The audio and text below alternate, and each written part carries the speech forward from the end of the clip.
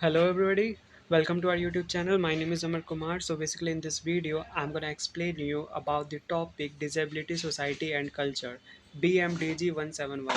So Disability Society and Culture इस topic के बारे में हम आज के इस टॉपिक में जो मोस्ट इंपॉर्टेंट क्वेश्चन है उसको डिस्कस करने वाला है जिसका कोड है BMDG 171. सो बेसिकली पिछले 5 साल के जो पेपर जो है हमने उन्हें निकाला है, उन हर क्वेश्चंस को एनालाइज किया है और उसमें जो क्वेश्चन बार बार आए हैं एग्जाम में, बार बार लगातार रिपीटेड क्वेश्चंस आए हैं, उनको हमने सेलेक्ट किया है. सो मोस्ट इंपॉर्टेंट क्वेश्चंस के आंसर्स हम डिस्कस करने वाले हैं इस पर्टिकुलर वीडियो में. अगर आपका एग्ज़ाम जून 2026 में है या फिर दिसंबर 2026 में है, सो ये वीडियो आपके लिए one of the most important video होने वाला है. राइट. सो स्टार्ट करने से पहले अगर आप न्यू इस चैनल पे सब्सक्राइब कर सकते हो, बेल आइकन प्रेस कर सकते हो, यानी इग्नो से रिलेटेड अगर कोई भी वीडियो आता है तो सबसे पहले आपके पास पहुंचेगा. और अगर आपके पास कोई डाउट है, कुछ पूछना है, तो आप इंस्टाग्राम आईडी है, यहाँ पे मैसेज करके पूछ सकते हो हमारे प्रेम सर से. राइट. सो शुरू करते हैं. अगर आपको नोट्स चाहिए तो व्हाट्सएप नंबर डिस्क्रिप्शन में मेंशन है. बहुत ही नॉमिनल प्राइस में आप वहाँ से परचेज कर सकते हैं. राइट. तो चलिए शुरू करते हैं. BMDG 171 disability society and culture, जिसका जो मास्टर क्वेश्चन बैंक है वो हम डिस्कस करने वाले हैं. राइट. तो चलिए शुरू करते हैं. सबसे पहला क्वेश्चन है, define disability, discuss the various models of disability. Right. So सबसे पहले डेफिनेशन ऑफ डिजेबिलिटी. डिजेबिलिटी होता क्या है? सबसे पहले गाइस मुझे ये बताओ डिजेबिलिटी होता क्या है? डिजेबिलिटी यानी विकलांगता, यानी कोई पर्सन जो है ना, पर्सन विद डिजेबिलिटी, कोई पर्सन जो है ना, किसी का हाथ खराब है, पैर नहीं है, हाथ नहीं है, या कोई कुछ है. राइट. यानी डिजेबिलिटी जो है ना एक ऐसी स्थिति है जो तब पैदा होती है जब किसी व्यक्ति की जो है ना फिजिकल या मेंटल प्रॉब्लम होती है. राइट. कुछ एम्पेयरमेंट होता है और समाज में जो है ना, समाज की बनाई रुकावटें, जैसे जो बैरियर्स रहते हैं, उसका आपस में सामना होता है. राइट. और इन्हीं रुकावटों की वजह से जो व्यक्ति जो है ना, जो पर्सन समाज में बाकी लोगों के साथ जो है ना बराबरी का हिस्सा नहीं ले पाता है. और ये बॉडी के फीचर्स और सोसाइटी के स्ट्रक्चर्स के बीच जो है ना एक कॉम्प्लेक्स रिलेशन है. Right. So disability is involving concept that result from the interaction between persons with impairments and attitudinal and environmental barriers को सामना करना पड़ता है. Right. Their full and effective participation in society on an equal basis with others. It is complex dynamic relationship between body features and social structure. यानी ये body का जो है ना फीचर और सोसाइटी का स्ट्रक्चर के बीच का जो है ना एक कॉम्प्लेक्स, बहुत ही जटिल रिलेशन बना देता है. Various models of disability. Disability के जो वेरियस मॉडल्स है क्या क्या हैं उसे डिस्कस करते हैं. सबसे पहला मॉडल है the medical model. The medical model में क्या है, ये मॉडल जो है ना डिसेबिलिटी को एक पर्सनल ट्रेजेडी या बॉडी का जो है ना बायोलॉजिकल डिफेक्ट मानता है. यानी इसका पूरा फोकस किस पे होता है? इसका पूरा फोकस मेडिकल इलाज, मेडिकल ट्रीटमेंट में होता है. राइट. यानी और ये भी मानते हैं कि जो है ना इंसान को जो है ना ठीक करने के लिए नॉर्मल सोसाइटी में फिट करना बहुत ज़रूरी है. Right. So treating the individual as a patient who needs to be fixed to it into normal society. Now second है the social model. Social model में क्या है? सोशल मॉडल वो मॉडल होता है जिसमें डिजेबल्ड एक्टिविटिस्ट ने बनाया था, जो बताता है कि प्रॉब्लम बॉडी में नहीं बल्कि सोसाइटी में है. एग्जाम्पल के लिए, बिना रैंप की बिल्डिंग या साइन लैंग्वेज की कमी एक इंसान को डिजेबल्ड बनाती है, ना कि उनकी मेडिकल कंडीशन.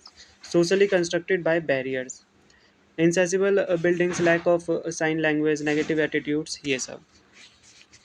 थर्ड है the charity religious model. This model perceives disability as a punishment for past sins or a test of faith or an object of pity. It relies on institutional custody, benevolent handouts, and charity rather than empowering individuals with legal rights and autonomy. Right. So is the charity religious models में क्या होता था, ये model disability के पिछले जन्मों के पाप, जैसे कहते हैं ना कि पिछला जन्म का कोई पाप है तब ये ऐसे करते हैं, पिछले जन्मों के पाप, भगवान का टेस्ट, यानी भगवान परीक्षा ले रहा है, या दया दया की नज़र से, पिटी की नज़र से. राइट. से देखता है. इसमें डिजेबल्ड लोगों को लीगल राइट्स और आज़ादी देने की जगह उन पर चैरिटी, दान पुण्य करने पर फोकस किया जाता है. Fourth, the human rights model, basically इसमें क्या होता था, अगर मैं आपको बताऊं, ह्यूमन राइट्स मॉडल में क्या होता था कि ये नया मॉडल, ये जो है ना, ये नया मॉडल मानता है कि डिजेबल्ड लोग भी जो है ना बराबर के ह्यूमन राइट्स के हकदार हैं। ये सोसाइटी और गवर्नमेंट से इक्वल अपॉर्चुनिटीज़, डिग्निटी या लॉस में चेंजेस की मांग करता है। Inherent dignity, equal opportunity, and structural changes in laws and policies to ensure full state sponsored inclusion. सो इसी के साथ अपना फर्स्ट क्वेश्चन होता है खत्म। अब बढ़ते हैं हम अपने सेकंड क्वेश्चन में। सेकंड क्वेश्चन में पूछ रहा है, discuss the various kinds of barriers discrimination experience by a person with disability. यानी जो डिजेबल्ड लोगों को जो है ना, डिजेबल्ड लोगों को समाज में ना अलग थलग करने वाले कई स्ट्रक्चरल भेदभाव, डिस्क्रिमिनेशन का सामना करना पड़ता है। वो भेदभाव क्या क्या है, सोशली, इकोनॉमिकली और पॉलिटिकली, वो सब हमें डिस्कस करना है। सो मेजर बैरियर्स क्या है, जो मेजर रुकावटें जो आ रहे हैं, major kinds of barriers and discrimination क्या क्या है।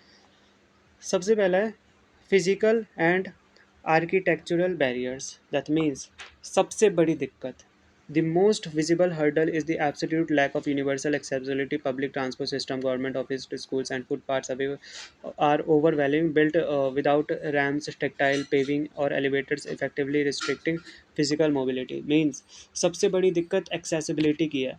Public transport, government offices, schools और सड़कों पर रैंप, एलिवेटर्स या टैक्टाइल पेविंग नहीं होते, राइट, जिसकी वजह से जो है ना आना जाना मुश्किल होता है। सेकंड है एटीट्यूडिनल बैरियर। ये कौन सा बैरियर होता है, ये होता है, इसमें बेसिकली जो है ना समाज की पुरानी सोच या जो स्टीरियोटाइप्स की वजह से जो लोग जो समझते हैं कि डिजेबल्ड लोग कमज़ोर या दया के पात्र होते हैं, इस भेदभाव का असर उनके कॉन्फिडेंस और मेंटल हेल्थ पे पड़ता है, या उनके एटीट्यूडनल बैरियर्स में पड़ता है। तीसरा है कम्युनिकेशन एंड इंफॉर्मेशनल बैरियर। इसमें क्या होता है, इसमें बेसिकली जो है ना ज़रूरी इन्फॉर्मेशन उनके समझ आने वाले फॉर्मेट में नहीं होती, राइट। जो Braille text, screen reader support या साइन लैंग्वेज इंटरप्रेटर्स की कमी उन्हें दुनिया से जो है ना आइसोलेट कर देती है, अलग कर देती है। Braille text, screen reader, friendly, dignity, content and sign language interprets leaves visually और hearing impaired individuals profoundly isolated. Now, fourth, institutional and legal discrimination.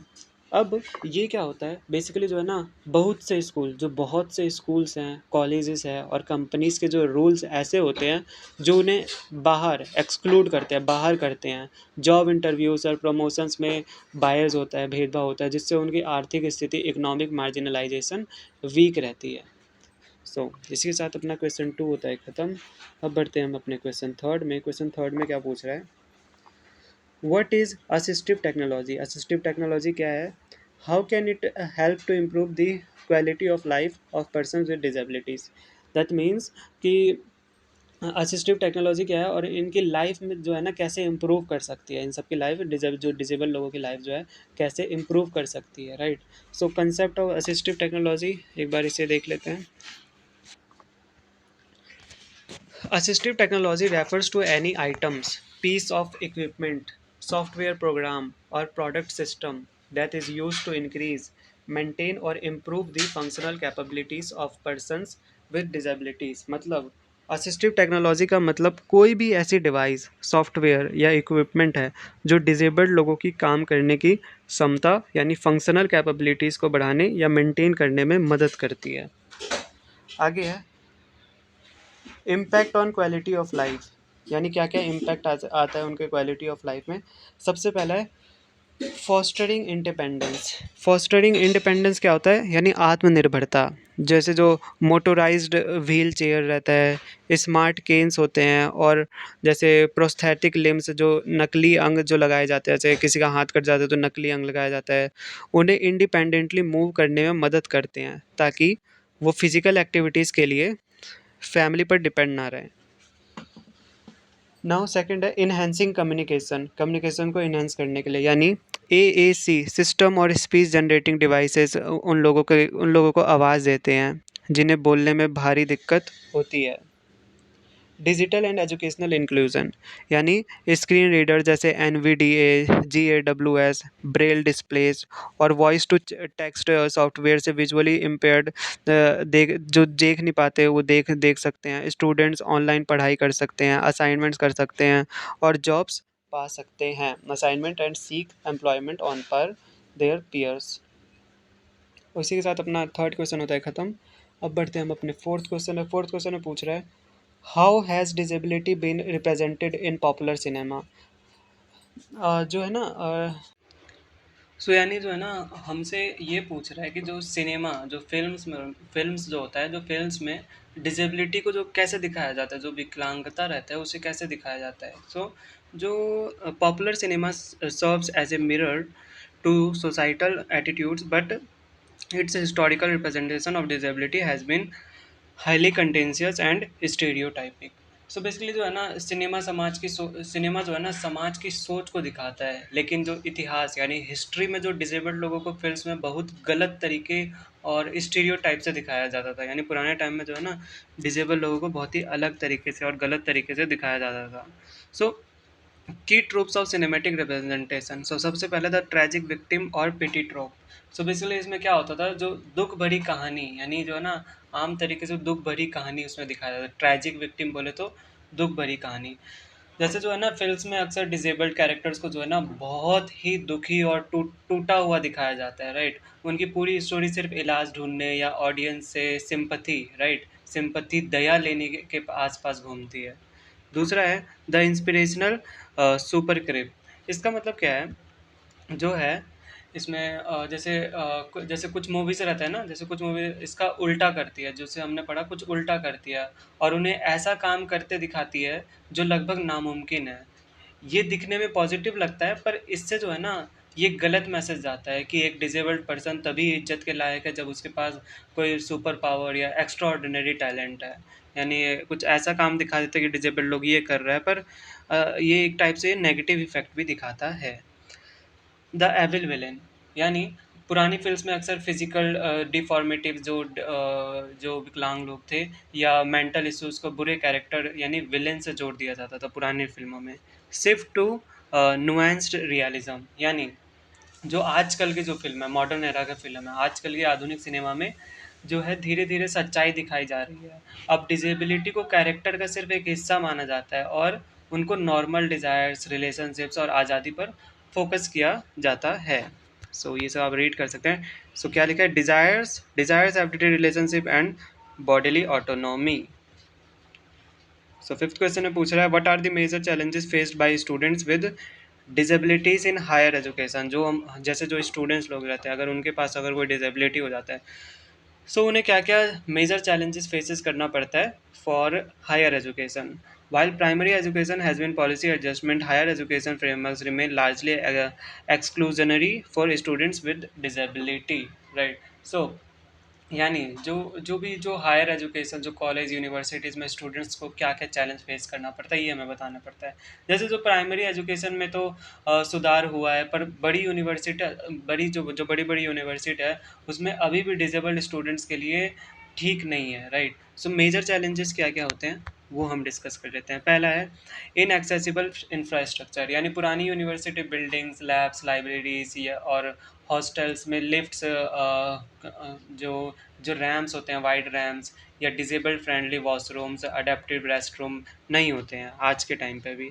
अनअडेप्टिव pedagogy and materials, यानी जो पढ़ाने का तरीका, पढ़ाई ज़्यादातर विजुअल लेक्चर्स और प्रिंट बुक्स पर डिपेंड होती है। जो ऑडियो बुक्स है, ई टेक्स्ट और जो साइन लैंग्वेज सपोर्ट की कमी स्टूडेंट्स को एग्ज़ाम और क्लास में बहुत पीछे कर देती है। फैकल्टी एपाथी एंड इनसेंसिटिविटी, यानी जो टीचर्स की जो है ना अम, जो जो टीचर्स का जो है ना उस पर, जो डिसेबल्ड लोगों पे या डिसेबल्ड स्टूडेंट्स है उस पर ज़्यादा ध्यान ना देना, राइट। प्रोफेसर्स जो है उनको अक्सर उनकी ज़रूरतों के हिसाब से एडजस्ट करने की ट्रेनिंग नहीं होती है, राइट। वो असाइनमेंट डेडलाइंस या एग्ज़ाम फॉर्मेट चाहे चेंज करने से मना कर देते हैं और इस ज़रूरत को गलत तरीके से एक्स्ट्रा प्रिविलेज वो समझ लेते हैं, राइट। सो ये कुछ 3-4 पॉइंट थे, आप यहाँ से देख सकते हैं 3 point. So sixth question, what are the difficulties experience by women with disability. अब वुमेन को क्या क्या एक्सपीरियंस फॉलो करना पड़ता है, क्या क्या डिफ़िकल्टीज फॉलो, क्या क्या डिफ़िकल्टीज को झेलना पड़ता है, राइट। सो जो जो वुमेन विद डिसेबिलिटीज़ यानी विकलांग महिलाएं होती हैं, उनको किन किन मुश्किलों का सामना करना पड़ता है। बेसिकली जो है ना, इन्हें जो है ना कुछ ज़्यादा ही सहना पड़ता है, कुछ ज़्यादा ही इन्हें सहना पड़ता है। क्यों? क्योंकि इनके साथ भेदभाव इनके औरत होने की वजह से और डिसेबल्ड होने की वजह से दोनों तरीके से होता है। Double jeopardy or intersectional discrimination, experiencing marginalization due to both their gender and their disabled status। की डिफ़िकल्टीज़ क्या होता है? सबसे पहला है एक्सट्रीम वल्नरेबिलिटी टू अब्यूज़। सो जो फिज़िकल डिपेंडेंसी, दूसरों पर निर्भर होने और अकेलेपन की वजह से इनके साथ घरेलू हिंसा जैसे डोमेस्टिक वायलेंस और सेक्सुअल अब्यूज़ होने का खतरा बहुत ज़्यादा होता है। दूसरा है डैनियल ऑफ रिप्रोडक्टिव राइट्स, मतलब जो समाज इन्हें जो है ना कम्प्लीटली डिसेक्सुअलाइज कर देता है। मतलब लोग सोचते हैं कि ये किसी की पार्टनर या माँ नहीं बन सकती, इन्हें एक्सेसिबल मेडिकल केयर नहीं मिलता और कई बार जो है ना ज़बरदस्ती मेडिकल प्रोसीजर भी फेस इन्हें करना पड़ता है। थर्ड है फाइनेंशियल डिपेंडेंस, दैट मीन्स इन्हें एजुकेशन और जॉब्स नहीं दी जाती है, जिसकी वजह से जो है ना ये पूरी तरह अपनी फैमिली पर जो है ना पैसों के मामले में फाइनेंशियली डिपेंड रहते हैं। entirely dependent on family units। All right, हम पढ़ते हैं हम सेवन्थ क्वेश्चन में। सेवन्थ में पूछ रहा है what is the inter relationship between disability and poverty, यानी डिजेबिलिटी और पोवर्टी। पोवर्टी बोले तो गरीबी, डिजेबिलिटी बोले तो विकलांगता। इन दोनों का जो है ना आपस में क्या रिश्ता है ये हमें बताना है। So disability and poverty exist in a vicious self reinforcing cycling relationship where one constantly feeds into the other, यानी डिजेबिलिटी और गरीबी का एक आपस में जो है ना, ये दोनों आपस में जुड़ा हुआ है, सेल्फ रीएनफोर्सिंग साइकिल है जहाँ एक चीज़ दूसरी को बढ़ाती है। सेकंड पॉइंट है द साइक्लिकल नेक्सस। सो सबसे पहला है पोवर्टी कॉजेज डिजेबिलिटी। सो बेसिकली जो है ना गरीबी से विकलांगता होती है, राइट। यानी गरीब परिवारों में खराब खाना, जो मेल न्यूट्रिशन रहता है, अनसेफ वर्किंग कंडीशन और इलाज के पैसे ना होने की वजह से चोट लगना, बीमारियां या डेवलपमेंट डिलेज होने का चांस बहुत ज़्यादा बढ़ जाता है। Disability एक्सासरबेट्स poverty. सो ये क्या है? यानी जो है ना विकलांगता गरीबी बढ़ाती है। जब विकलांग, गरीबी से तो विकलांगता होता ही है, पर विकलांगता से गरीबी भी बढ़ाती है। यानी डिसेबिलिटी होने पर मेडिकल इलाज, असिस्टिव डिवाइसेस और केयर गिविंग पर बहुत पैसा खर्च होता है, राइट। साथ ही जॉब्स ना मिलने की वजह से इनकम आना बंद हो जाती है और परिवार गरीबी रेखा के जो है नीचे दब जाता है इसीलिए। सो Question 8. What is the significance of the Rights of Persons with Disabilities Act 2016? So basically जो है rights of person with disability act 2016 का जो है ना हमें इसका अहमियत बताना है और उनके फीचर्स, सैलिएंट फीचर्स बताना है। सो बेसिकली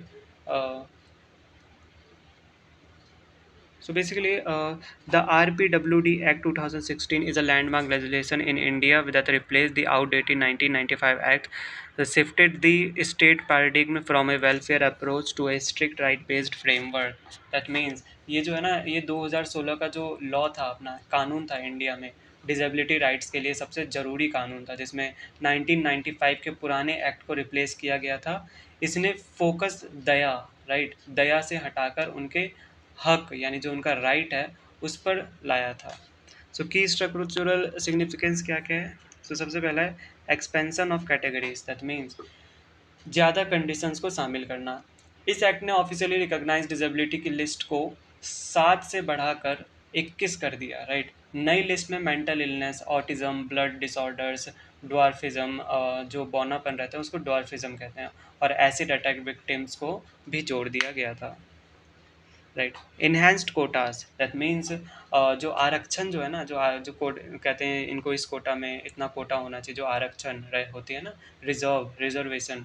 जो गवर्नमेंट जॉब्स में इनका रिजर्वेशन 3% से बढ़ाकर 4% कर दिया गया और हायर एजुकेशन सीट्स में 5% कर दिया गया, राइट। सो थर्ड है लीगल पेनल्टीज। सो बेसिकली इसमें क्या होता था लीगल पेनल्टीज़ में अगर कोई डिजेबल सिटीजन या जो है डिजेबल सिटीजन का जो पब्लिकली अपमान करते हैं कोई, उन्हें उन्हें जो है ना सताए या हिंसा करे, तो उसके खिलाफ जो है ना जुर्माना, जो फाइन, जो अगर किसी का मजाक उड़ाते हैं या किसी के साथ हिंसा करते हैं, तो उनको फाइन या जेल भी जाना पड़ता है। ये सब कानून बनाया गया था, और इसके लिए जो है डिस्ट्रिक्ट लेवल पर स्पेशल कोर्ट्स भी बनाया जाएगा। सो यस, अब बढ़ते हैं हम अपने 8 क्वेश्चन में। What is universal design? Universal design क्या है? अब हमें ये समझाना है। सो कंसेप्ट पहले समझते हैं। Universal design is this design of products, environments, programs and services to be usable by all people to the greatest extent possible without the need for adaptation और स्पेशलाइज्ड रीडिज़ाइन। मतलब यूनिवर्सल डिज़ाइन का मतलब है कि किसी product या building या service को इस तरीके से डिज़ाइन करना कि उसका हर कोई जो है ना आसानी से यूज़ कर सके। इसके लिए बाद में अलग से कोई जो है ना चेंजेस या स्पेशल डिज़ाइन करने की ज़रूरत ना पड़े।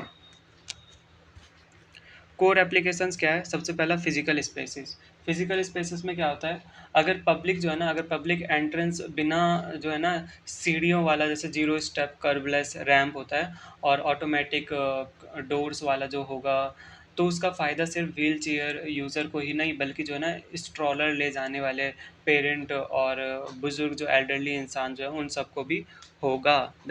Benefits of wheelchair user: a parent pushing a heavy stroller and an elderly individual simultaneously. Second है इंफॉर्मेशन टेक्नोलॉजी। सो बेसिकली इसमें जो है ना ऐसी वेबसाइट बनाना, राइट, जिसमें फॉन्ट्स, जो फॉन्ट्स रहते हैं, जो जिसमें आप देख रहे हो जो लिखा है फॉन्ट्स, हाई कॉन्ट्रास्ट लेयर, जो भी कुछ लिखा है, जो फॉन्ट्स जो है ना वो बड़े हो सकें, कलर्स क्लियर हाई कॉन्ट्रास्ट के होने चाहिए, और टेक्स्ट टू स्पीच का फीचर पहले से ही जो है ना, ताकि अलग अलग ज़रूरत वाले लोग नेटिव तरीके से वेबसाइट यूज़ कर सके। सो 10th क्वेश्चन में पूछ रहा है व्हाट इज़ इंक्लूसिव एजुकेशन? यानी इंक्लूसिव एजुकेशन क्या होता है? इंक्लूसिव एजुकेशन को हिंदी में कहते हैं समावेशी शिक्षा। ये क्या होता है? कंसेप्ट पढ़ते हैं। Inclusive education is a pedagogical model where students with disabilities learn alongside their non-disabled peers in the same general classrooms and local schools. It systematically rejects the practice of segregating special needs children into isolated institutions. यानी ये पढ़ाने का एक ऐसा model है जिसमें disabled बच्चे non disabled बच्चों के साथ जो है ना एक ही नॉर्मल क्लासरूम और स्कूल में पढ़ते हैं। ये उन्हें स्पेशल स्कूल्स में अलग थलग जो है ना करने की कम्प्लीटली खिलाफ हैं। कोर फीचर्स क्या क्या है? सबसे पहला है सिस्टमैटिक अडेप्शन, यानी इसमें बच्चों को जो है ना स्कूल के स्ट्रिक्ट रूल्स के हिसाब से जो है ना नहीं ढालना पड़ता, बल्कि स्कूल अपने इंफ्रास्ट्रक्चर, पढ़ाने के तरीके, जो उनका टीचिंग मेथड्स होता है, और एग्ज़ाम्स को जो है ना बच्चे की ज़रूरतों के हिसाब से अडेप्टेशन और बदलता रहता है, right.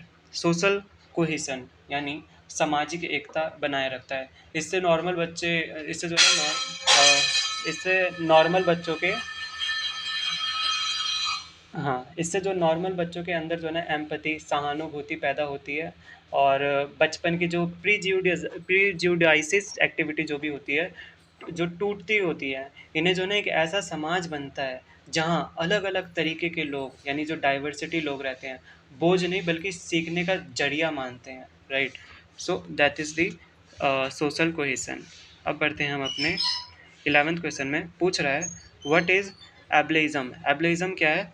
What are the common beliefs and misconceptions about persons with disabilities? यानी हमें एब्लेइज्म क्या होता है ये बताना है, और जो डिजेबल्ड लोगों के बारे में जो कॉमन गलत फहमियाँ जो है ना लोगों के मन में, वो क्या क्या है वो हमें बताना है। Concept of ableism. So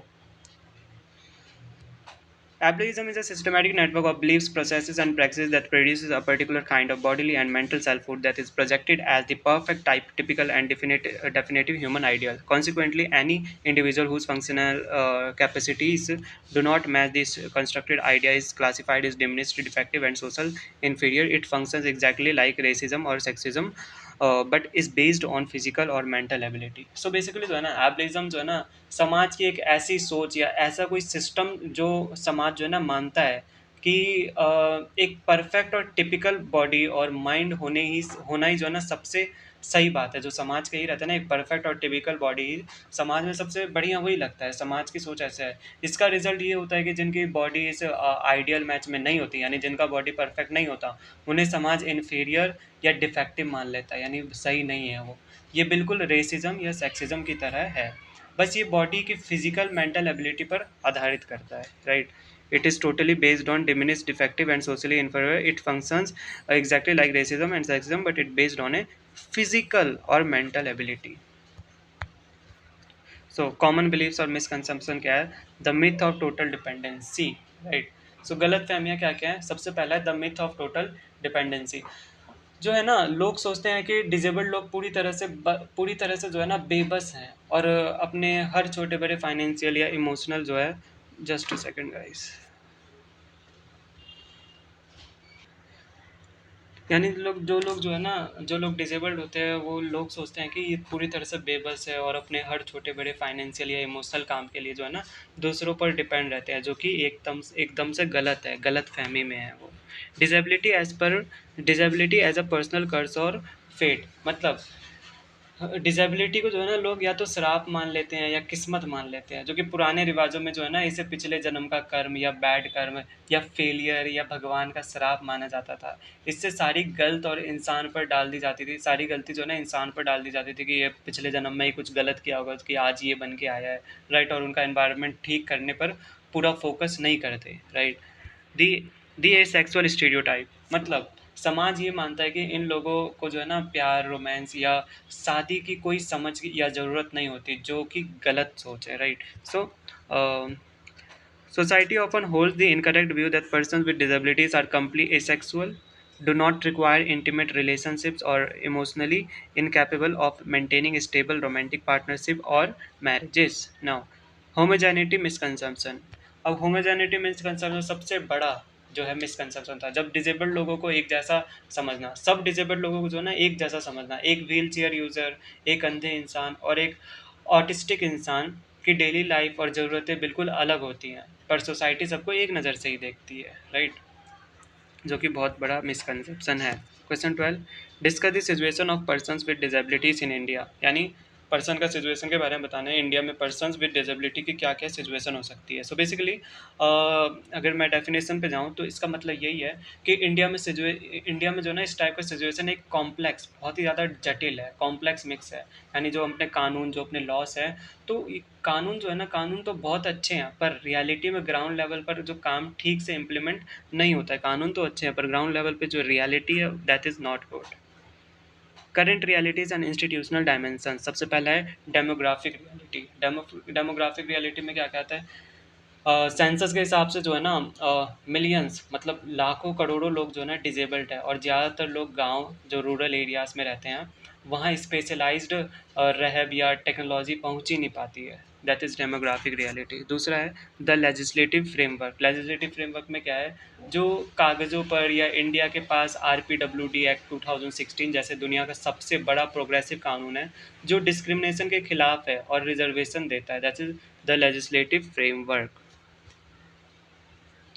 third is the implementation deficit, मतलब जो कानून होने के बाद भी जो है ना इंडिया के ज़्यादातर पब्लिक बिल्डिंग्स, रेलवे स्टेशन और डिजिटल वेबसाइट डिजेबल्ड लोगों की पहुंच, जो एक्सेसिबिलिटी है, उसके बाहर है।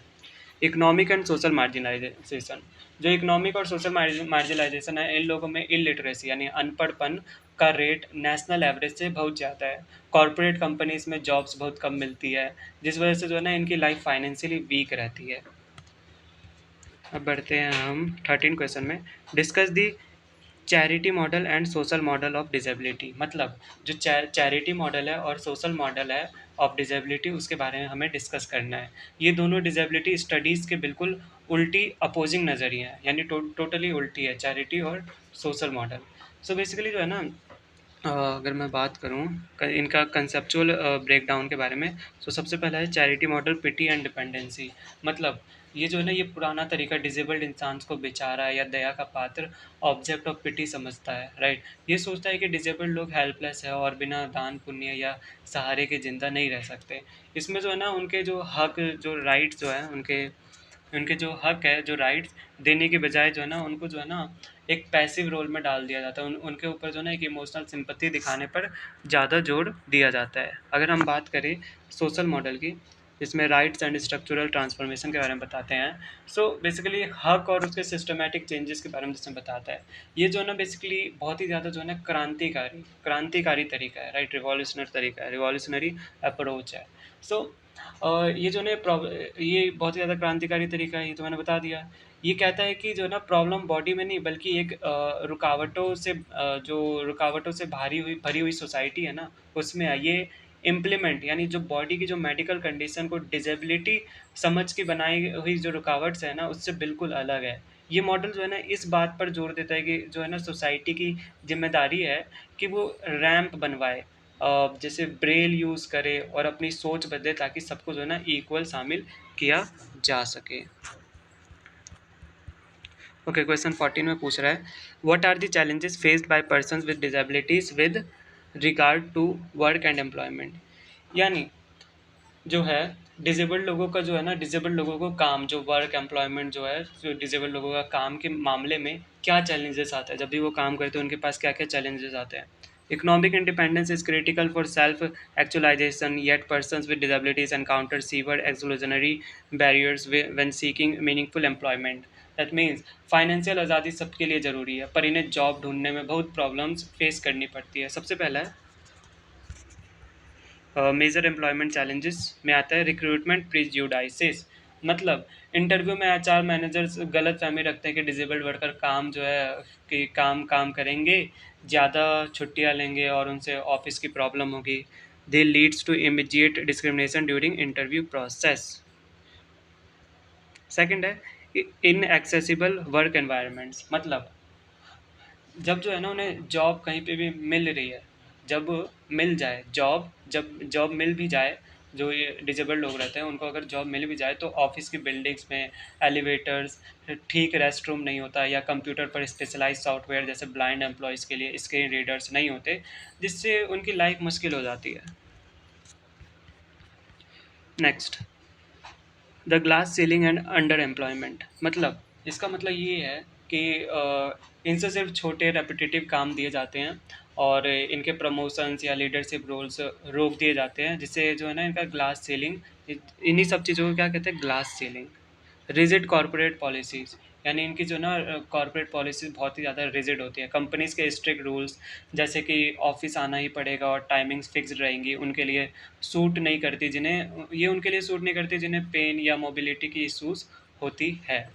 15 में क्या पूछ रहा है, how have the major religions of the world understood disability. मतलब दुनिया के जो है ना मेन रिलीजन, जो मेन धर्म है, उन्होंने जो है ना वो धर्मों ने डिसेबिलिटी को जो है ना कैसे समझा है। सो बेसिकली अगर मैं इसकी बात करूं, इसका मतलब ये है कि धार्मिक किताबों में जो है ना इसके बारे में जो है ना अलग अलग बातें मिलेंगी। Religion text and philosophical traditions have historically held highly complex dualistic interpretation और disability often mixing compassionate care with negative moral association। सबसे पहला है religious interpretations and paradigms। so पहला है karmic and retributive frameworks, Hinduism Buddhism. So पुरानी interpretations के हिसाब से इसे कर्म कर्मा से जोड़ा जाता है कि पिछले जन्म का फल है, लेकिन साथ ही ये धर्म सभी के प्रति करुणा, दैट मीन्स कॉम्पैशन दिखाता है और मदद करने में धर्म पर भी बहुत बड़ा जोर देते हैं। सेकंड है the test of faith and charity, Abrahamic religions, Christianity, Islam, Judaism. So ये धर्म ये धर्म जो है इसे या तो भगवान की तरफ से एक बड़ा टेस्ट मानते हैं या फिर समाज के लिए एक मौका मानते हैं जहां लोग चैरिटी, दया और मर्सी पर अपना जो है ना धर्म निभा सकें। दी हीलिंग नैरेटिव। सो इसका मतलब क्या है, जो पुराने रिलीजियस स्टोरीज में जो चमत्कार दिखाए जाते हैं जहाँ प्रॉफिट किसी फिजिकल प्रॉब्लम को ठीक कर देते हैं, इससे भगवान की पावर तो दिखती है पर इसने जो है ना सोसाइटी में ये गलत सोच बैठा दी है कि डिसेबिलिटी एक ऐसी ख़राब चीज़ है जिसको ठीक करना ही पड़ेगा। Historical religious scripts frequently feature miracle narratives where spiritual prophets here heal physical deformities. While showcasing divine power, this has inadvertently reinforced the medical misconception that an impairment is an undesirable condition that must be cured to achieve spiritual or social wholeness. Question 16 में क्या पूछ रहा है? Discuss the experiences of families of children with disabilities.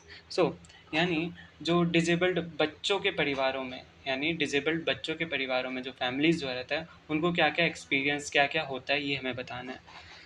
The birth of diagnosis of a child with a disability profoundly alters the structural, emotional, and financially dynamics of a family unit, initiating a lifelong journey of caregiving and advocacy. मतलब घर में किसी disabled बच्चे के पैदा होने पर family के इमोशंस और फाइनेंस पर बहुत फर्क पड़ता है. सो की एक्सपीरियंशियल डायमेंशन. सबसे पहला है इमोशनल एडजस्टमेंट एंड ग्रीफ. यानी सबसे पहले पेरेंट्स को एक इमोशनल झटका लगता है, यानी उन्हें जो है ना दुखी के साथ और समाज की दया वाली नज़रों की वजह से उनको लंबे समय तक स्ट्रेस रहता है. सेकंड है क्रोनिक फाइनेंशियल स्ट्रेन. इसका मतलब ये है कि बच्चे की जो है ना थेरेपीज या कॉन्टीन्यूस मेडिकल चेकअप्स और स्पेशल गियर खरीदने में फैमिली की पॉकेट पर बहुत बड़ा जो है ना तगड़ा खर्च होता है, इकोनॉमिक बर्डन पड़ता है. Third is care giver फैटिक and career sacrifices. मतलब इसका मतलब यही है कि डे केयर और बाहर से आने वाले सपोर्ट सिस्टम की कमी के कारण जो है ना किसी एक पेरेंट, ज़्यादातर माँ को अपनी जॉब करियर पूरी तरह छोड़कर बच्चों की देखभाल करनी पड़ती है. Fourth is social isolation and resilience.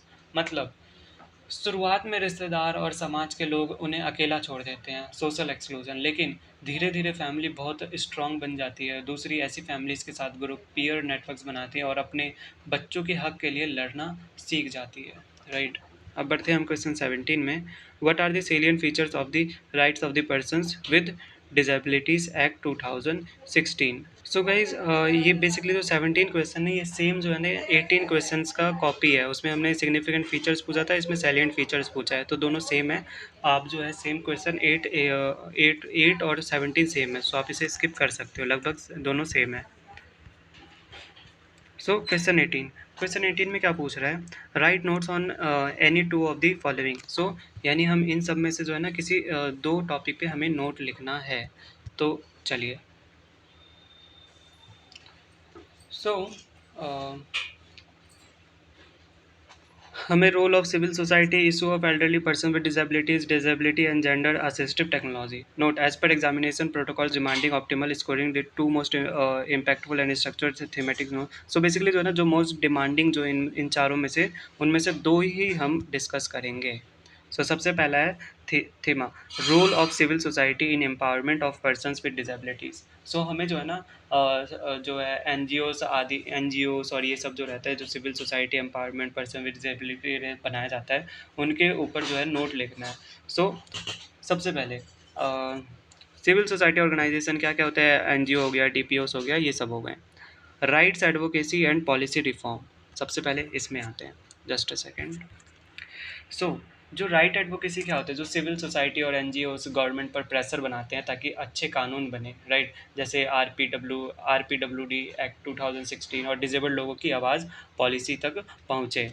Second है ग्रास रूट सर्विस डिलीवरी. यानी जहाँ गवर्नमेंट की हेल्प नहीं पहुँचती वहाँ NGOs medical help, vocational training और फ्री असिस्टिव डिवाइसेस जैसे व्हील चेयर बनते हैं और बनाने का काम करते हैं. Sensitisation campaigns.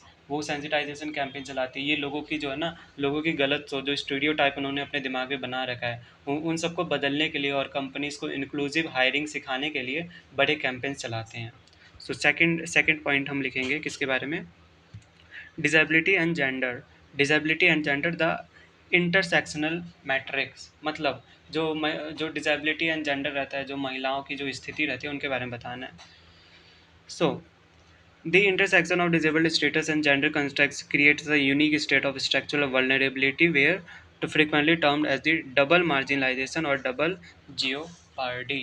सो बेसिकली जो है ना डबल मार्जिनलाइजेशन पे इन पे ज़्यादा वो करते हैं। जैसे जब एक महिला डिजेबल्ड हो जाती है तो उसे जो है ना डबल भेदभाव सहना पड़ता है। जैसे समाज में महिला होने की सज़ा भी दी जाती है और डिजेबल्ड होने की भी, right. Systematic vulnerability to violence, ये जो वुमेन के बारे में ऐसे बताया जाता है। जो वायलेंस यानी क्या होता है, हिंसा करना। जो ये ऐसी औरतों को फिजिकल डिपेंडेंसी की वजह से घरेलू हिंसा और सेक्सुअल एक्सप्लॉयटेशन ज़्यादा झेलना पड़ता है। उनकी मेडिकल इंटरडिपेंडेंस छीन ली जाती है और उन्हें माँ या पार्टनर बनने के काबिल नहीं समझा जाता है। साथ ही एजुकेशन और जॉब्स नहीं मिलती है, जिस वजह से वो मर्दों पर टोटली डिपेंडेंट होकर रह जाती है। इन्फ्रिंजमेंट ऑफ रिप्रोडक्टिव ऑटोनॉमी, मतलब इसका मतलब क्या है, जो इन्फ्रिंजमेंट होता है ऑफ रिप्रोडक्टिव ऑटोनॉमी का, यानी इसमें हमें उसके बारे में बताना है। So, medical institutions and families often hold paternalistic views, assuming women with disabilities should be desexualized or are unfit to be mothers, leading to a denial of standard healthcare access. इसका मतलब ये है कि जो मेडिकल इंस्टीट्यूशंस, जो hospitals हैं और परिवार के लोग अक्सर जो है ना पैटर्नलिस्टिक, दैट मीन्स पुरानी और हुकूमत चलाने वाली, जो पुराने रहते हैं ना, पुराना और उन पर हुकूमत चलाने वाला वैसा सोच रखते हैं। इसका मतलब क्या है, जो लोग जो है ना ये अज्यूम कर लेते हैं, ये मान लेते हैं कि डिसेबल्ड महिलाओं को डिसेक्सुअलाइज कर देना चाहिए, यानी उन्हें एक नॉर्मल औरत की तरह नहीं देखा जाता और ये समझ लिया जाता है कि वो पार्टनर या माँ बनने के काबिल नहीं है, अनफिट टू बी मदर्स, यानी और बच्चे को कैसे जो है ना ये इन इसमें जो है ना केवल वुमेन्स भी नहीं आती, इसमें बहुत सारे बच्चों का भी साथ भी ऐसे ही बहुत ही अभी रेयर कंडीशन में पर होता है। पर मॉडर्न एरा में जो है ना ऐसा टोटली जैसे फिल्म सिनेमा इन सब चीज़ों में इनको नॉर्मल दिखाया जाता है, पर ये ज़्यादातर जो है ना पुराने टाइम पे हुआ करता था ज़्यादातर। लास्ट पॉइंट है economic exclusion. They face a extreme multi-layered barrier to education and formal employment, resulting in complete financial dependency on patriarchic family units। मतलब जो डिजेबल्ड महिलाओं को जो है ना समाज में एक बहुत बड़ी मल्टी लेयर्ड बैरियर, कई परिवर्तन वाली रुकावट जो रहती है ना, वो उसका सामना करना पड़ता है। यानी इसका मतलब ये है, इन्हें ना तो अच्छी एजुकेशन पढ़ाई लेने दी जाती है और ना ही फॉर्मल एम्प्लॉयमेंट, दफ्तर या कंपनीज में अच्छी नौकरी के मौके मिलते हैं। उन्हें पहले ही जो है ना रिजेक्ट कर दिया जाता है। So yes guys, this is all what we have discuss today. I hope आपको सारा क्वेश्चन समझ में आया होगा। All the best for your exam. तब तक के लिए बाय, टेक केयर।